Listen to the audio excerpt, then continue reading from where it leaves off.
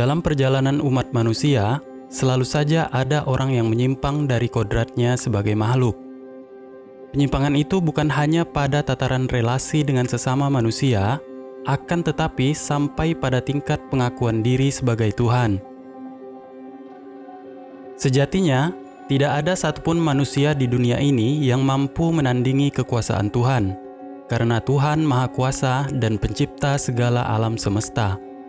Namun rupanya, fakta ini seolah tidak berlaku bagi beberapa orang berikut ini. Mereka tidak meyakini keesaan Tuhan. Dengan berbagai alasan, mereka menjadikan diri mereka Tuhan bagi diri mereka sendiri dan juga bagi sebagian umat pengikutnya. Meski begitu, tetap saja ada orang-orang yang mempercayainya. Seperti apa kisahnya? Yuk simak pembahasan lengkapnya di video berikut.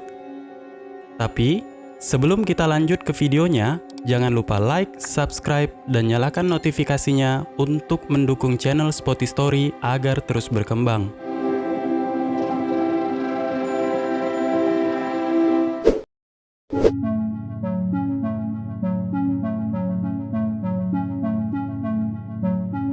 Sergei Anatolyevich Torok, atau yang lebih dikenal dengan nama Vissarion Sergei, lahir pada 14 Januari 1961 di Krasnodar, Rusia.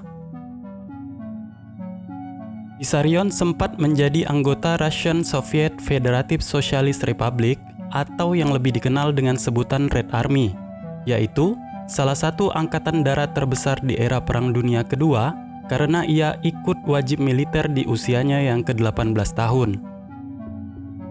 Di tahun 1990, tepatnya pada tanggal 18 Agustus, saat Vissarion berumur 29 tahun, ia mengaku terlahir kembali sebagai Vissarion atau Kristus yang telah kembali, dan ia juga mengaku sebagai Word of God atau firman Tuhan. Pada tanggal 18 Agustus 1991, dia mendirikan gereja bernama Church of the Last Testament, yang bertujuan untuk menyatukan seluruh kepercayaan yang ada di bumi. Vissarion mendirikan pemukiman tempat tinggal sekaligus gereja utamanya di Petropavlovka, Siberia di akhir tahun 2012. Dikabarkan bahwa jumlah pengikut yang tinggal bersama di pemukiman yang ia bangun mencapai 4.000 orang dan sekitar 10.000 orang pengikutnya juga tersebar di seluruh dunia. Vissarion membuat kitab sucinya sendiri seperti layaknya sebuah Alkitab, namun terdapat foto Vissarion di dalamnya. Isi kitabnya sangat detail dan spesifik dalam menjawab pertanyaan-pertanyaan modern dari para pengikutnya. Bahkan, sampai pada pertanyaan seperti deterjen apa yang paling baik untuk digunakan. Dalam pengajarannya, Vissarion memadukan ajaran dari beberapa agama, seperti Kristen Ortodok Rusia, apokaliptisme yang mempercayai konsep kiamat, kolektivisme dengan prinsip mendahulukan kepentingan bersama daripada kepentingan pribadi, dan ecological values yang berarti bumi sudah menyediakan segala sesuatu yang dibutuhkan manusia, sehingga manusia tidak perlu lagi bekerja atau mencari uang.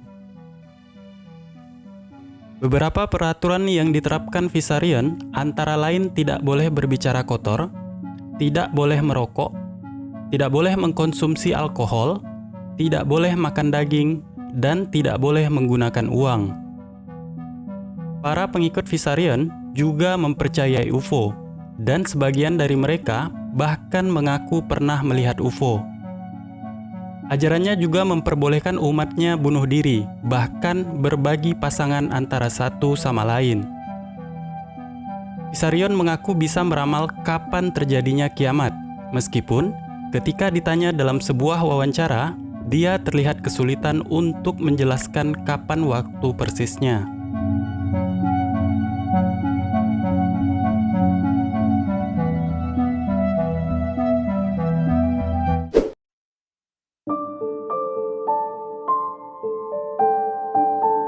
Swami Nityananda, lahir pada tanggal 1 Januari 1978 di Tiruvannamalai, India dengan nama asli Arunachalam Raja Sekaran.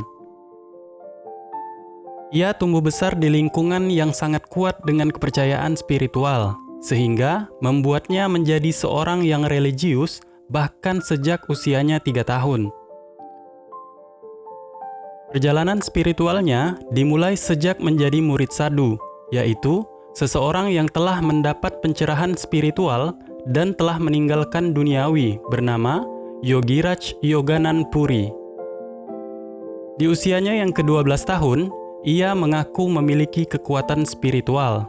Namun, ketika ia berusia 17 tahun, gurunya meninggal dan ia mulai berkeliling di sekitar daerah Tiruvannamalai untuk berdakwah menyebarkan ajarannya dan memiliki banyak pengikut. Di usianya yang ke-22 tahun, ia mulai merasa bahwa ia adalah titisan Tuhan yang memiliki pengetahuan spiritual yang sangat tinggi. Kemudian 2 tahun setelahnya, tepat di usia ke-24 tahun, ia memproklamirkan namanya sebagai Nityananda atau seorang utusan Tuhan dan mulai mencoba menyembuhkan orang sakit dan mendapat banyak donasi dari pasien-pasien yang sembuh karena pengobatannya, sehingga ia semakin terkenal.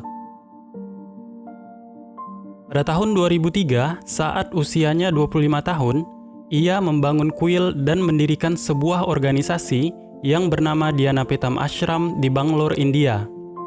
Dan ia berhasil melakukan ekspansi hingga ke kota-kota lain seperti Gujarat, Uttarakhand, Delhi, bahkan hingga ke beberapa kota di Amerika Serikat seperti Ohio, San Jose, Phoenix, dan lain-lain. Nityananda mengklaim bahwa ia memiliki mata ketiga yang dapat memandang di sekelilingnya hingga 360 derajat.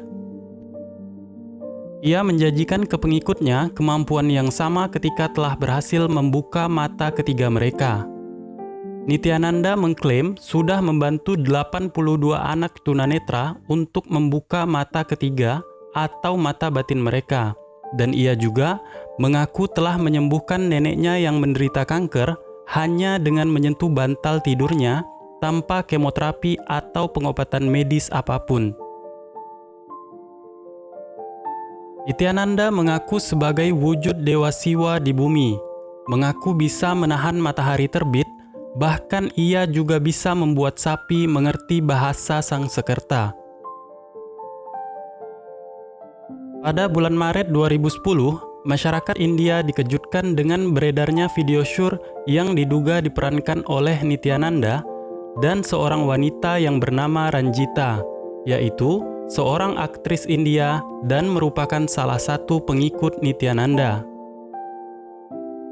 Video syur tersebut diduga disebarkan oleh mantan supir Nityananda yang mengaku kecewa karena majikannya sering meniduri para pengikut wanitanya. Namun, Nityananda dan Ranjita membantah tuduhan tersebut, dan Nityananda malah melaporkan ke polisi atas pemberitaan palsu oleh stasiun TV yang menayangkan kabar tersebut. Setahun kemudian, Nityananda menjadi buron selama 5 hari, lalu menyerahkan diri dan tetap membantah tuduhan polisi setelah laporan pelecehan seksual yang dilaporkan oleh salah satu pengikut wanitanya yang bernama Aarti Rao, yang telah dilecehkan berkali-kali oleh Nityananda dan diancam akan mendapat musibah jika tidak menuruti permintaannya.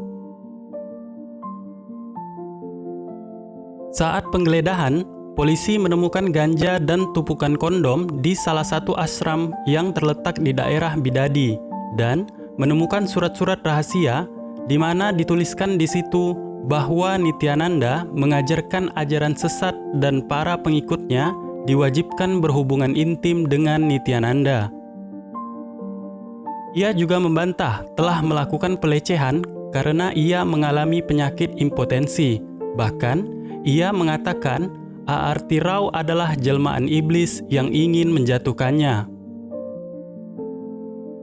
Di tahun 2017, seorang pria parubaya melaporkan bahwa 4 orang anaknya diculik dan tidak diperbolehkan pulang oleh Nityananda setelah menjadi pengikut Nityananda di ashram cabang Ahmedabad. Polisi berhasil menyelamatkan 2 anaknya, sementara 2 lainnya masih hilang hingga saat ini. Ada juga kesaksian dari Sarah Stephanie Landry, mantan pengikut Nityananda asal Kanada, yang mengatakan sering terjadi kekerasan di Dhyana Pitam Ashram. Misalnya, anak-anak disuruh saling menyiksa satu sama lain hingga babak belur. Pada tahun 2018, Nityananda dikabarkan kabur dari India, meskipun saat itu proses pengadilannya tengah berlangsung dan hingga saat ini ia masih dicari oleh Interpol.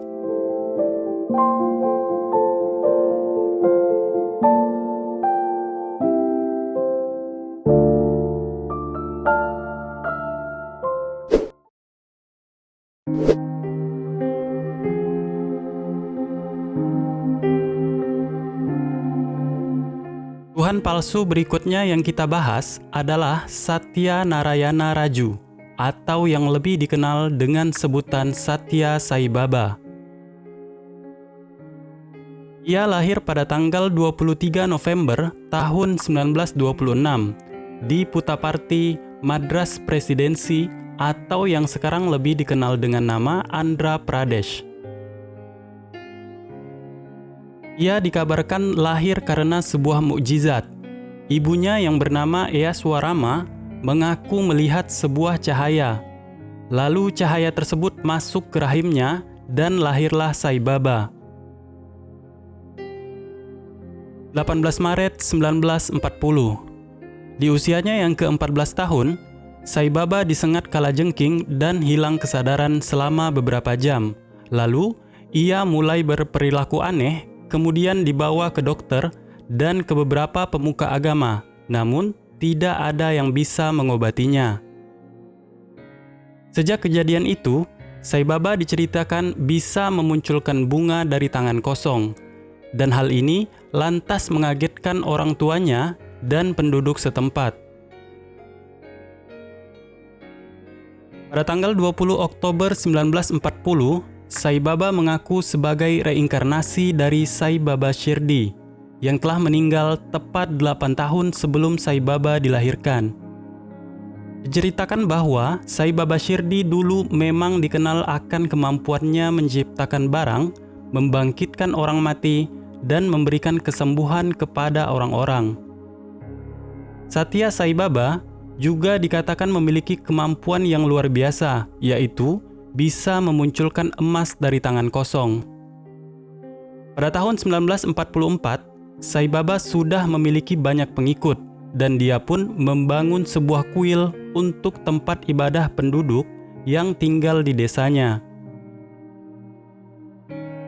Kemudian di tahun 1948, ia mulai membangun kuil utama yang bernama Prashanti Nilayam dan diresmikan 2 tahun kemudian, tepatnya pada tanggal 23 November tahun 1950. Pada tahun 1960-an, ia membuat sebuah organisasi yang bernama The Sri Satya Sai International Organization. Dimulai dari era 1950-an sampai tahun 2000-an, Sai Baba sangat berkontribusi untuk pemerintahan India lewat berbagai infrastruktur yang ia bangun, seperti rumah sakit gratis, universitas gratis, makanan dan obat-obatan gratis kepada yang membutuhkan. Sai Baba meninggal pada tanggal 24 April 2011 akibat masalah pernapasan. Dan setelah kematian Sai Baba, mulailah beberapa kasusnya terbongkar satu demi satu. Dimulai dari kesaksian Jeff Young, pemimpin Sai Baba Organization US Region. Ia menceritakan bahwa Sai Baba pernah melakukan pelecehan seksual terhadap anak laki-lakinya yang bernama Sam, sekitar tahun 1977 hingga tahun 1999, saat Sam berusia 16 tahun. Dia berujar bahwa Sai Baba pernah menarik kepala Sam dan memaksanya untuk oral seks. Hal ini juga dibenarkan oleh kesaksian Hari Sampat, yaitu salah satu mantan petugas keamanan Sai Baba. Hari mengatakan bahwa di tahun 1992 hingga 1995, ia sering menyaksikan aktivitas pedofilia yang dilakukan oleh Sai Baba dengan mata kepalanya sendiri. Namun, saat itu ia tidak berani melapor karena masih berstatus sebagai karyawan Sai Baba. Jan Sethi, pengikut Sai Baba yang berasal dari Jerman, juga menceritakan bahwa ia pernah disuruh mencium bibir Sai Baba. Tak hanya itu, Sai Baba juga pernah meraba kemaluan dan membuka celana Jan Sethi. Namun, dari beberapa kesaksian tadi, semuanya dibantah oleh pengikut setia Sai Baba karena belum adanya bukti konkret, melainkan hanya sebatas cerita saja. Sai Baba juga dituduh berperan atas meninggalnya 4 orang pengikut setianya di tahun 1993 yang ditembak mati oleh polisi karena ingin menyerang Sai Baba. Organisasi Sai Baba juga pernah diisukan sebagai tempat money laundry para politikus di India karena kedekatannya pada beberapa pejabat dan politikus India. Sanal Edamaruku, founder dari Indian Rationalist Association, sempat menulis surat kepada Presiden Abdul Kalam di tahun 2005, meminta untuk dilakukan investigasi terhadap semua tuduhan kepada Sai Baba. Namun anehnya, hingga kematiannya, Sai Baba tidak pernah diinvestigasi, karena diketahui Presiden Abdul Kalam merupakan salah satu pengikut Sai Baba. Di video berikutnya, kita akan membahas lanjutan dari video ini yang tentunya tak kalah menarik. Mulai dari kasus pria yang mengaku Tuhan dan menyebabkan banyak orang meninggal, hingga fenomena aliran sesat yang juga pernah terjadi di Indonesia beberapa tahun silam. Terima kasih telah menonton video ini. Jangan lupa like, subscribe, dan nyalakan notifikasi untuk selalu update dengan berbagai informasi dan video menarik dari Spotify Story. Bye!